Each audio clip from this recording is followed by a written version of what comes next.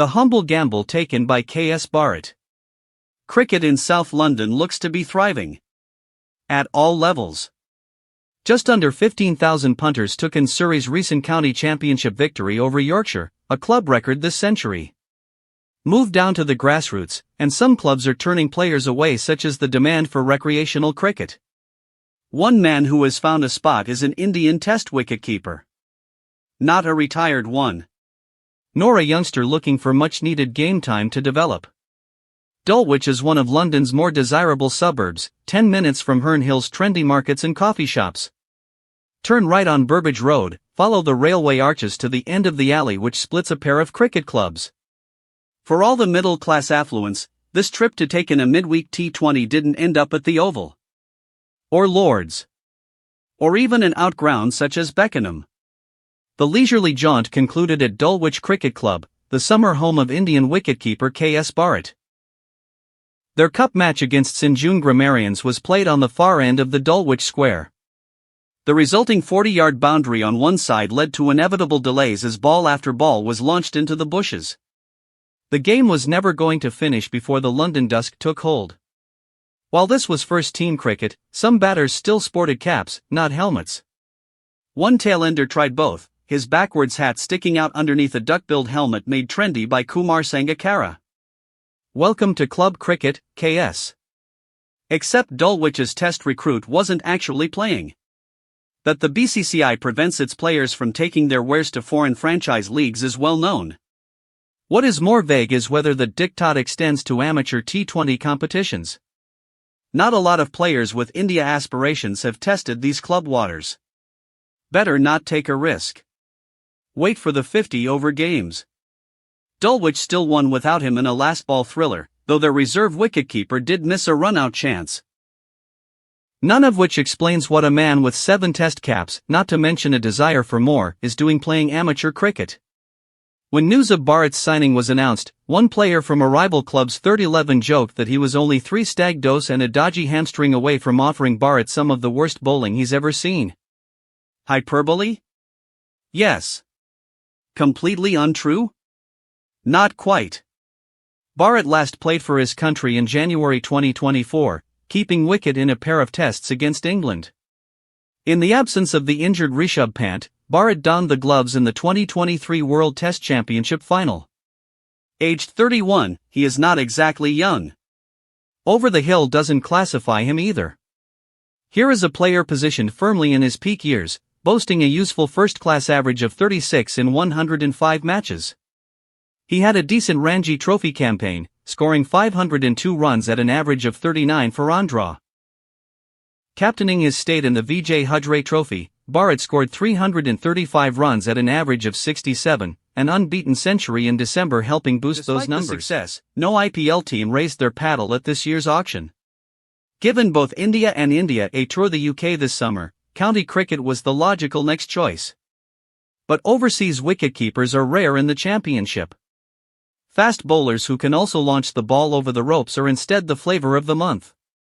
He was free, at a loose end, looking to play a good standard of club cricket in England is the next best option, explains Alex Gledhill, Dulwich's chairman of cricket. I'm sure he's here with one eye on injuries in the Indian Test squad, which is perfectly understandable. He just wants to play a good standard of cricket and be in London. The stars aligned and we're delighted to have him. In his first game for Dulwich, Bharat scored 63 off 39 balls in a friendly. He was annoyed not to reach 3 figures. During his first competitive game, Dulwich have just been promoted back up to the Premier League, the top flight of Surrey cricket. He notched 134 off 108. He was annoyed not to hit 200. He got 134 in a 6-run victory against one of the stronger sides in the division, says Gledhill.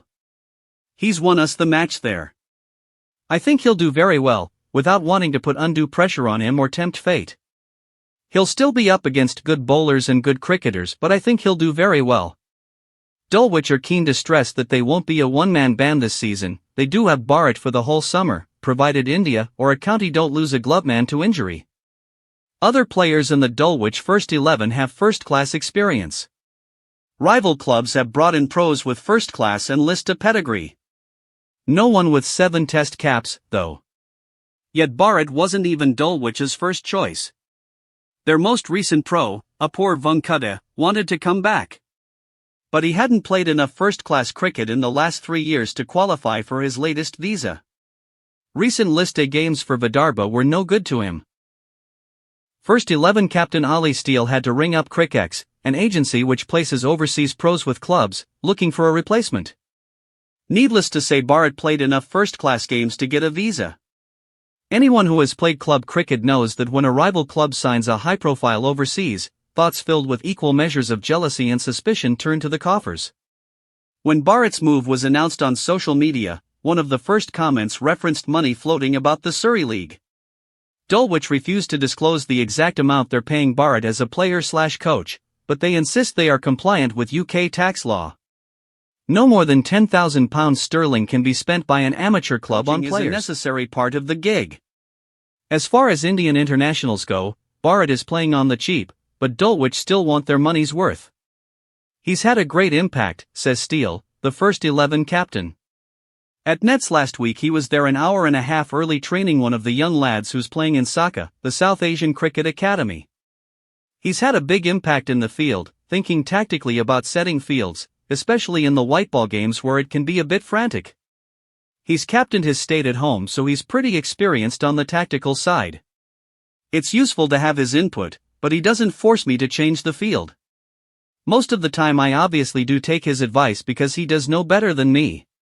In a way, as a test hopeful without an IPL contract, operating in a position which tends not to interest English counties, finding a way to be in the same country as the side he's trying to break into makes perfect sense.